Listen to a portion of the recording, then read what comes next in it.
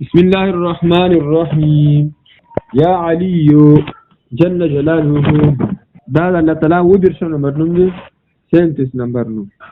يا علي جل جلاله. اے ډیر اوچت ذاته ډیر لوی درجه ولا ذات.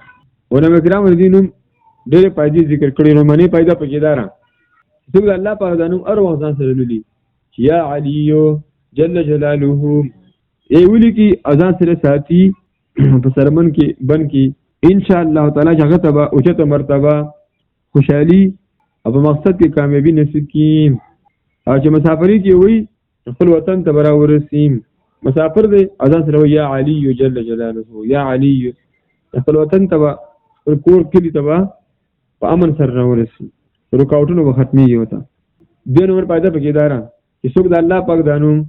چې یا علي جل جلاله په پړسوب باندې درې زره اولولي یې پړسېدل لاس په وغیرہ او درې پیریو چې یا علي جل جلاله یا علي ابي لاس باندې چوف کی او هغه لاس چې کوم دی په پړسوب باندې درې پیری راکاږي په پړسېدل زمون درې پیریو او لاس پیرا کاږي نو ان شاء الله چې صحت به وته ملاوي درې نمبر پیدا پکې دارا یو سره غریب دی او یو سره ولذل اوللی یا علي جل جلاله دا خپل روټین جوړ کی اوسګار وخت یو سره ولذ پیریوي یا علي جل جلاله دعا کوي ان شاء الله تعالی چې غنی بشي ابو دنیا کې به وته عزت ملاوي شي دیو چې ولاړه په ناس سره هوای کنه یا علي جل جلاله یا علي جل جلاله څلور نمبر پیدا پکې دارا چې څوګي لیکنه ماشوم ته وتړي بسم الله په لیکي دا الله په دانم یا علي جل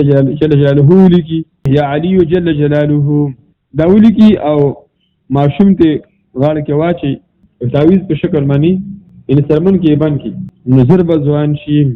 مطلب یې ماشوم باندې بس اپتونه الله نه راوړي او صحت به خوینو الله به ځوان کی اګه مسافر ځان سره ساتي نظر بخبر قرآن سره ملاو شي اګه محتاج نه غنی بشي غریب دی او قرضدار دی او دا الله په نوم سره ولیکو بسم الله ولیکو ځانو می ولیکو یا علي جل جلاله ځان سره تعویذ په شکل ساتي نو غریب نه الله مالدار څورم نمبر دغه دار چې مسافر وټړي نظر با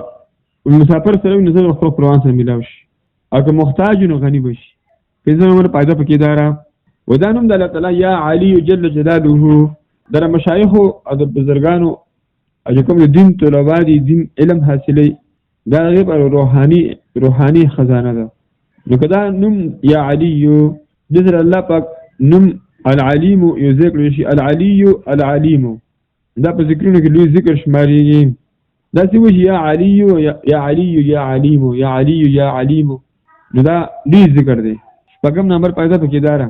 چې څوک دا الفاظ ځان سره دې الفاظ باندې دعا کوي نو د عذاب نه به ته نجات ملاوي شي اکثر زلزلې نن سبا شروع دي نو زلزلہ ولې راځي حدیث کې راځي نبی رسول الله صلی الله علیه وسلم امور عائشہ نه تفوس کړو زلزلہ ذکر راځي چې کله